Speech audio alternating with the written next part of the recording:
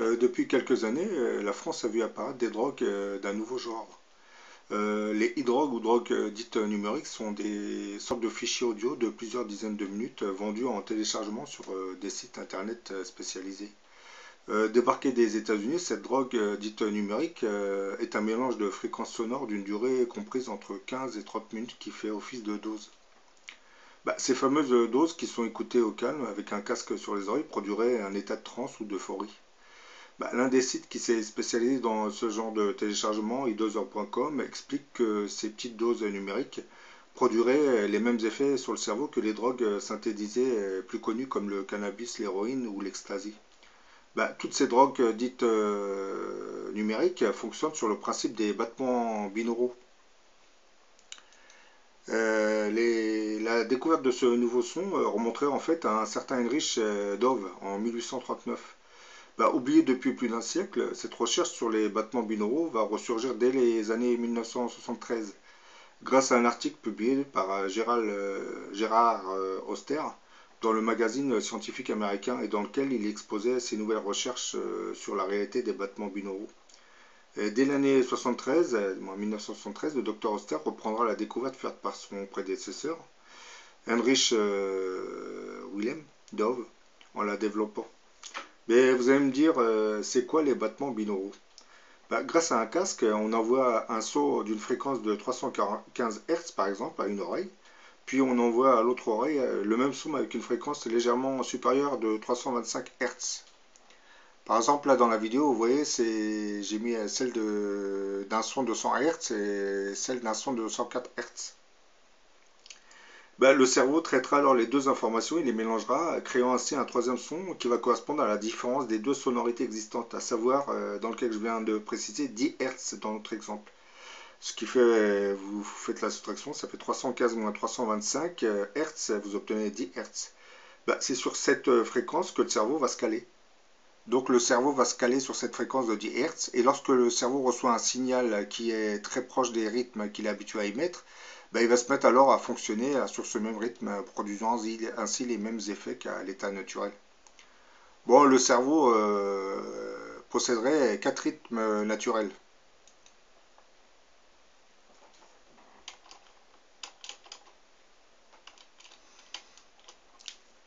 En 1929, par exemple, l'invention de l'électroencéphalogramme permettait déjà de constater graphiquement l'activation des neurones selon les tâches que nous effectuons. L'intensité de cette activité se manifestait par la fréquence des ondes qu'émettait notre cerveau. Plus notre activité cérébrale était élevée et plus les fréquences d'ondes enregistrées étaient rapides. Leur mesure s'effectue en Hertz. Par exemple, 1 Hertz, ça correspond à une impulsion par seconde. Quand notre cerveau est actif, on peut alors diviser ces rythmes en 4 phases possédant une fréquence d'émission qui lui sera propre. Par exemple, le rythme qui se situe entre 2 et 3 Hz correspond aux ondes delta. C'est une gamme de fréquences qui induit le sommeil profond. Le rythme qui se situe entre 4 et 8 Hz correspond aux ondes dθ.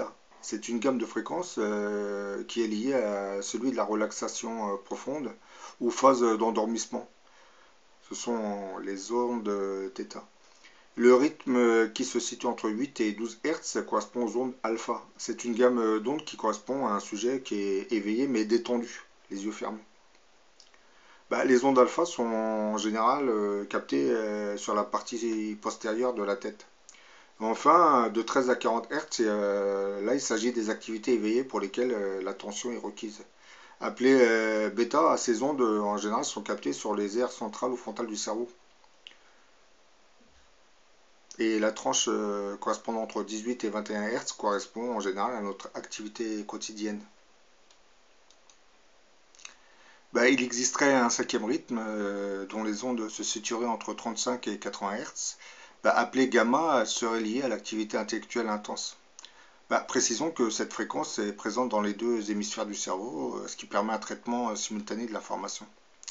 Une bonne mémoire, en général, est associée à l'activation d'une fréquence qui oscille à 40 Hz. En dessous, elle diminue, ce qui se traduit par des sujets qui ne développent pas une grande intelligence. Comme je viens de le dire, le cerveau émet donc 4 rythmes d'ondes naturelles, qui sont les ondes delta, qui varient entre 2 et 3 Hz, les ondes θ, qui varient entre 4 et 8 Hz, et viennent ensuite les ondes alpha, dont la fréquence oscille entre 8 et 12 Hz, et enfin viennent les ondes θ, dont, non, les ondes bêta, pardon, dont la fréquence oscille entre 13 et 40 Hz. Dans un battement binaural, si la fréquence obtenue se rapproche de l'une de ces 4 fréquences naturelles du cerveau, eh bien, par effet d'entraînement, le cerveau va se mettre à produire des ondes de la même fréquence que celles émises par celle du battement binaural. En anglais général, lorsque le cerveau reçoit un signal proche d'un des rythmes qu'il est habitué à émettre, comme je viens de le dire, par effet d'entraînement, il va se mettre à fonctionner sur ce même rythme, produisant ainsi les mêmes effets qu'à l'état naturel. On appelle ça la réponse d'adoption de fréquence en général. Par exemple, la réception d'un signal correspondant à 10 Hz aura pour conséquence de vous relaxer sans pour autant vous endormir. Parce que cette fréquence binaurale correspond à celle des ondes θ émises par le cerveau. Ondes qui sont liées à l'état de relaxation dans les conditions normales du cerveau. Les rythmes binauraux influenceraient aussi le fonctionnement de notre cerveau. Et pour ressentir leurs effets, certaines personnes n'hésitent plus à acheter en téléchargement sur des sites internet, comme je l'avais dit tout au début, spécialisés des musiques dont le signal binaural se rapproche le plus d'un état d'euphorie provoqué par toutes sortes de drogues. Car lorsque vous vous droguez, vous plongez votre cerveau dans l'un des 4 rythmes que je viens de citer, et le signal binaural va stimuler le cerveau pour qu'il vibre sur cette fréquence. En utilisant fréquemment le signal binaural, vous pouvez entre autres fabriquer progressivement une sorte d'addiction à un certain stimuli qui va correspondre à une drogue. Vous n'avez plus besoin d'acheter du cannabis puisque le signal binaural va vous procurer les mêmes effets d'endormissement. Dans d'autres conditions, le système binaural écouté sur de hautes fréquences aura tendance à stimuler votre intelligence. Par exemple, avant d'apprendre une langue étrangère, vous devrez écouter assez régulièrement les rythmes binauraux qui correspondent à de très grandes fréquences qui vont jusqu'à 80 Hz. Et au bout de plusieurs séances, votre cerveau aura retenu assez de recharge et de stimuli. Là, vous pourrez apprendre du moins beaucoup plus efficacement la langue étrangère. Les rythmes binauraux peuvent aussi être utilisés dans la thérapie, par exemple celui de procurer au cerveau les effets de l'anesthésie par la musique, sans devoir se servir d'une injection de produits médicamenteux sur la personne. Et enfin, je vais en terminer par les voyages de l'âme hors du corps.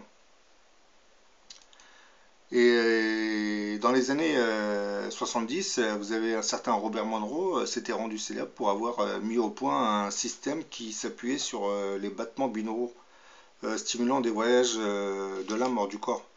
Et dans une précédente vidéo, j'avais parlé de tous ces médecins qui, en voulant stimuler certaines régions du cerveau de leurs patients épileptiques, pour essayer de les soigner, avaient en fait stimulé leur décorporation du corps physique.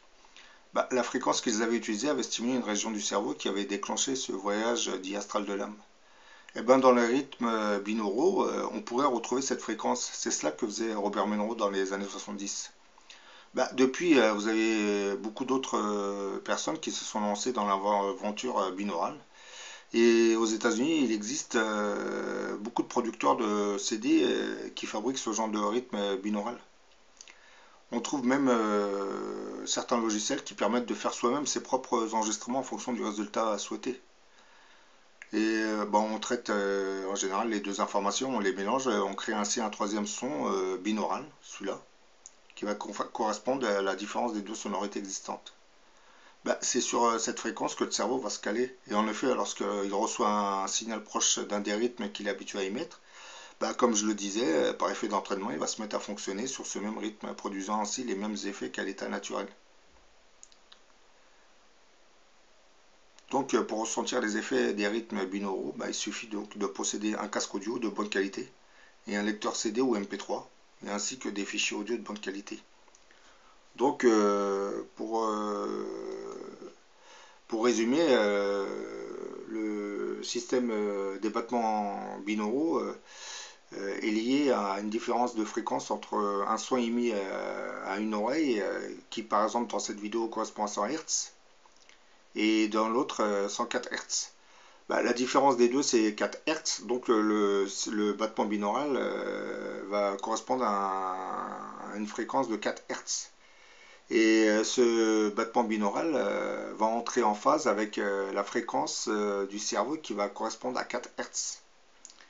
Et celle qui correspond à 4 Hertz en général, c'est celle des ondes dites θ. C'est celle qui correspond à la relaxation profonde ou phase d'endormissement.